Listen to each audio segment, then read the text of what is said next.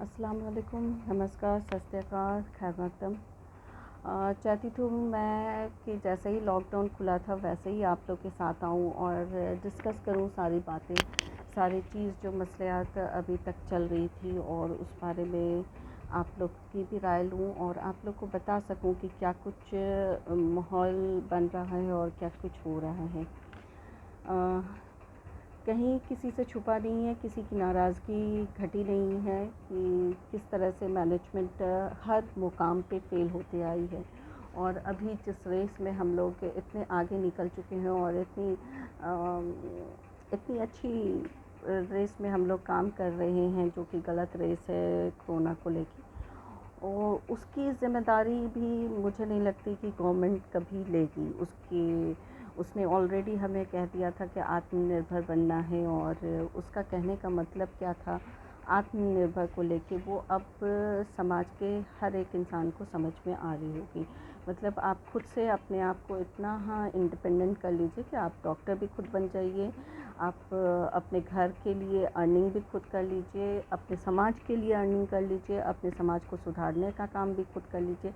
Means you have to be one man army for each and everything, and it's good कि हमारी government हमें ये सिखा रही है, क्योंकि हम तो टैक्स पेयर हैं नहीं, हम तो कुछ करते नहीं हैं गवर्नमेंट के लिए, हम तो कुछ हमने तो उन्हें चुना ही नहीं है। हमारे लिए वो काम करने के लिए थोड़ी सरकार में आए हैं, वो हमारे नुमाइंदे थोड़ी हैं। वो तो हमें सिर्फ एक राह बताएंगे, बाकी हमें चलना है। That is there only work, isn't it? अगर ऐसा नहीं तो फिर और हम जिस कंट्री में रह रहे हैं उस कंट्री में डेमोक्रेसी के होने के बावजूद डेमोक्रेसी है नहीं। कोई अगर कोई चीज़ का डेटा मांग लेता है तो एफआईआर हो जाती है, कोई किसी चीज़ के ख़िलाफ़ आवाज़ उठा लेता है तो आवाज़ बंद करने के लिए एफआईआर कर दिया जाता है और उसे अरेस्ट कर लिया जाता है। यूपी का तो खैर डिस्कस ही करना बेकार है, क्योंकि वो तो हर एक मापदंड को छोड़ के काम कर रही है। तो मैं बेसिकली आपको ये बताना चाह रही थी कि जितने भी अभी हम लोग डेटास देख रहे हैं, वो डेटा हम वहाँ का देख रहे हैं जो कैलकुलेटिव होता है, जो प्रेजेंट किया जा रहा है। उसमें भी खबरें आ रही हैं एमसीडी और दिल्ली को लेके चल रही थी, लेकिन मेरा कहना है कि ये तो सिर्फ दिल्ली और एमसीडी की बात हो रही है। What about Bihar, what about UP, what about other states, और स्टेट से भी आगे जो कैपिटल सिटीज़ होते हैं उनको छोड़ के व्हाट अबाउट द विलेजेस, वहाँ कौन डेटा दे रहा है? वहाँ कौन हमारा नुमाइंदा पहुँच के वहाँ पे सारा डिटेल्स निकाल रहा है? क्या कोरोना विलेजेस में नहीं पहुँचे? वहाँ के आंकड़े कौन दिखा रहा है?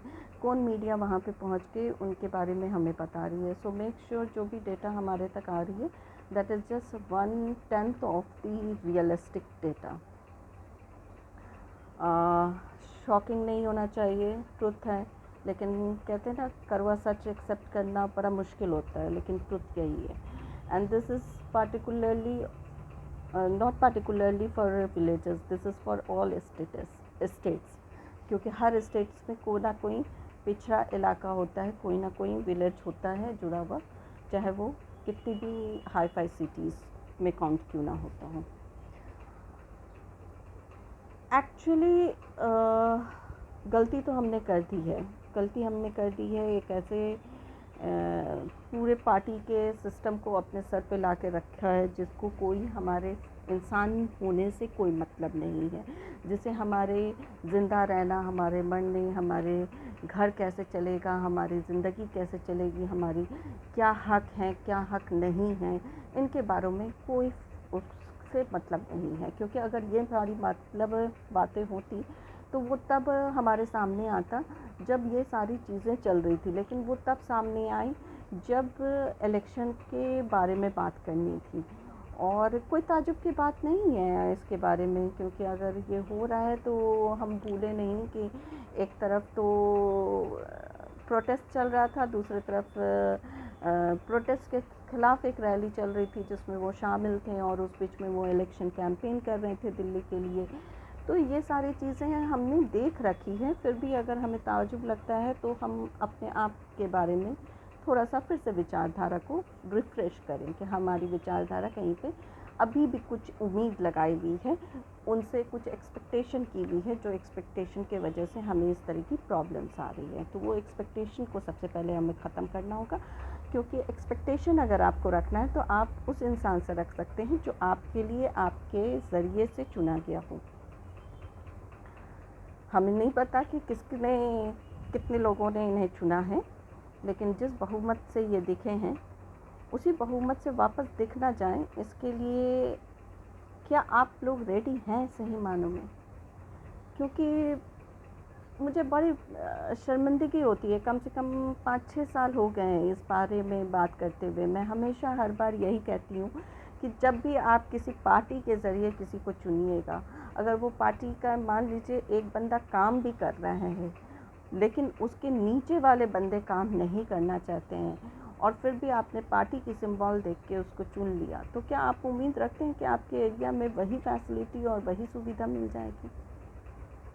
नहीं हो पाएगा भाई, नहीं हो पाएगा। आप समझिए, आपको पार्टी सिंबल अगर आप ये करते रहेंगे तो वही सिस्टम रिपीट होती रहेगी, वही फंडिंग, वही चैरिटी, वही डोनेशन, वही आपसे लेगा, फिर आपसे चुकता करेगा, आपसे तिगना लेगा ताकि अपनी तिजोरी भी भर सके। वो आपका काम कैसे करेगा? Just let me know. अगर फॉर सिंपल एग्जांपल, अगर मैं ही अगर इलेक्शन लड़ने खड़ी होती हूँ तो 100 पार्टी मुझे टिकट देगी, लेकिन किस वजह से देगी? मास होने के बावजूद, मेरे पीछे मास होने के बावजूद मुझसे अमाउंट मांगी जाएगी, और अगर अमाउंट नहीं तो हो सकता है मुझसे वो पेंशन की सिग्नेचर करवाई जाए जो कि मुझे ना मिली है अभी। यानी अगर मैं एमएलए बनती हूँ तो मेरे जो पेंशन आएगा वो ऑलरेडी पार्टी फंड में जाएगा, ऐसा ड्राफ्ट बन के रेडी रहेगा। या तो फिर मैं फंड करूँगी 5, 10, 15 जो भी होता है, और अगर मैं इतना फंड करके खड़ी होंगी तो डेफिनेट सा बात है कि मैं वो फंडिंग कहाँ से निकालूंगी? सिर्फ चेहरा दिखाने के लिए तो मैं खड़ी नहीं होंगी ना, मुझे तो वो रकम वापस चाहिए होगा, चाहे मैं भले ही कितनी अच्छी भी इंसान हूँ। अगर मैं ये करके खड़ी होंगी तो डेफिनेट सा बात है ये रकम मैं वसूलूंगी, और ये वसूलूंगी कैसे करूँगी? आप लोग से ही वसूलूंगी ना, आप लोग ने मुझे खड़ा किया है। बुलशिट, ये आप लोग ने नहीं खड़ा किया। आप लोग ने जिस पर्चे को देख के, जिस चेहरे को देख के आगे बढ़ाते हैं ना, वही आपकी ज़िंदगी का सबसे बड़ा नासुर बनता है। तो ये पर्चे को देखना और इसको आगे बढ़ाना बंद कीजिए। इंडिपेंडेंट लड़ाइए किसी को जो आपके समाज के लिए आपके बीच से खड़ा हो, ऐसा इंसान जो आपके लिए सोचे। बार बार मैं कहती हूँ, अभी बिहार और बंगाल में ख़ास तौर से आप लोग को ये विचारधारा को रखने की, इस सोच को लेके चलने की ज़रूरत है। और अगर यहाँ पे आपने चूक की, सोचा कि चलो डिजिटल इंडिया बन रहा है, हमें तो टीवी में देखने मिल रहा है, कितनी सही बात है भाई, टीवी में देखने मिल रहा है, हमारे सामने आ गए। क्या हुआ 2 दिन हम भूखे रह गए? क्या हुआ 5 दिन हम पैदल चल लिए? हमें तो सामने सामने देखने मिल रहा है। हमारे गांव में डिजिटल पहुंचा दिया गया, उसके वजह से लाइट भी आ गई, भले ही सिर्फ वहीं तक हो, फ़र्क क्या पड़ता है?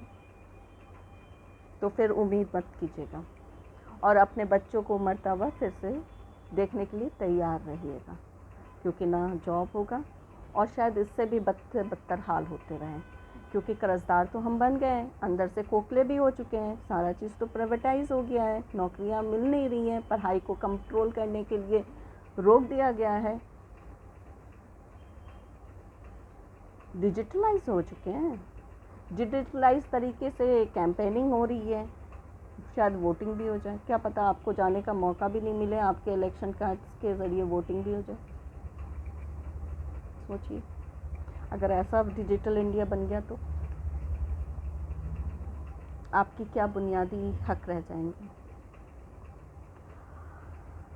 मैंने बहुत सोचा और सोचने के बाद मैंने कहा कि क्या वजह है, क्यों सरकार में लोग आते हैं?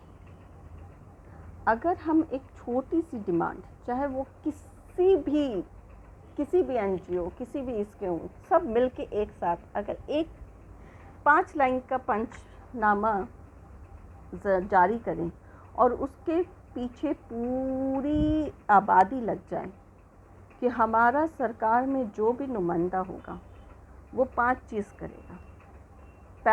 सबसे पहला चीज़, जो भी नुमाइंदा होगा उसके बच्चे सरकारी स्कूल में पढ़ेंगे, वो ज़िंदगी भर सरकारी हॉस्पिटल से इलाज कराएगा और उसका एक बच्चा आर्मी, एयरफोर्स, आर्मी, नेवी किसी में भी जाएगा, मतलब हमारे नेशन को सर्व करेगा। प्लस उसकी जितनी भी इनकम होगी at the time of joining the means MP, MLA या जो भी गवर्नमेंट इस तरह की हमारे नुमाइंदे बन के आएंगे, जो वो खाता बही देगा, अपने डिटेल्स देगा इलेक्शन के टाइम में फॉर्म फिल करते हुए, उस बही के हिसाब से टिल द टेन्योर 5 साल के अंदर उसके इनकम के अलावा कुछ एक्स्ट्रा इनकम अगर आई तो उसकी पूरी डिटेलिंग उससे जांची जाएगी, वरना उसकी प्रॉपर्टी सीज कर ली जाएगी। ये तो खैर चौथा नंबर थोड़ा बहुत ज़्यादा हो गया, लेकिन ज़रूरी है, क्योंकि ऐसा होता है ना कि लोग अपने फैमिली मेम्बर्स के नाम पे कर दिए, उनके नाम पे टेंडर कर दिए, ये हो गया वो हो गया, तो पता चला कि पूरी अंबानी की फैमिली पूरे इंडिया को वो कैप्चर कर ली। तो ऐसा ना हो, इसके लिए भी ये सब चीज़ें ज़रूरी है। अगर आपको लगता है कि मेरी इन बातों में थोड़ी सी भी इम्पोर्टेंस रखती है और ये शायद हमारे समाज के लिए एक बदलाव लाने का बहुत बड़ा ज़रिया बन सकता है, ख़ास तौर से उस एक जगह से हटाने के लिए जहाँ पे ये लोग बैठ के हमारे ऊपर राजनीति करते हैं और हमसे हमारे को पैरासाइट के जैसे चूसते हैं और हमारी कोई भी बात नहीं सुनते हैं। अगर वो उनके बच्चे सरकारी स्कूल में पढ़ेंगे तो डेफिनेटली उस सरकारी स्कूल का स्तर बेहतर होगा, मॉनिटरिंग बेहतर होगी, क्योंकि उन्हें पता होगा कि उनके बच्चों के ऊपर क्या तकलीफ़ें आ सकती हैं। एक साधारण समाज का जो आदमी अपने बच्चों को सरकारी स्कूल में पढ़ाता है, उस पर क्या सब प्रॉब्लम आ सकती है। अगर वो ज़िंदगी भर गवर्नमेंट हॉस्पिटल में जाके अपना इलाज कराने के लिए बाधित होंगे तो डेफिनेटली उस गवर्नमेंट हॉस्पिटल का स्तर क्या होगा वो आप सोच के देखिए।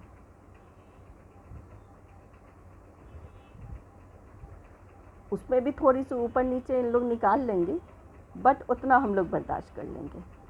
Isn't it? हम लोग में सब्र, संयम बहुत ज़्यादा है, हम लोग का दिल बहुत बड़ा है, इतना हम लोग कर लेंगे, इतने के लिए हम रेडी हैं।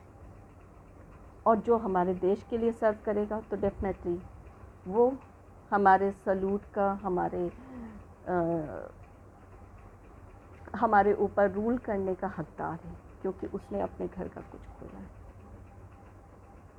जो अपनी संपत्ति का सारा चीज़ बहे खाता आम तौर पे बिना टेंशन के खोल के दिखा सकता है, वो हमारे सल्यूट पाने का हकदार है।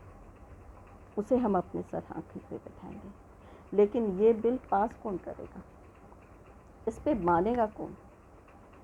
सारे VIP ट्रीटमेंट्स और सारे जो इनको पेंशन्स मिलती रहती है ताउम्र, इतने सारे पेंशन्स चाह रहे हैं। पता चला जो हमारे को रियल हीरो डिजिटल में इतना हंगामा, उनको पेंशन नहीं मिल रही है, लेकिन जो एक्स मिनिस्टर्स एंड एक्स सबको चल रहे हैं, सबको जा रहा है, टाइमली जा रहा है एकदम पाबंदी से।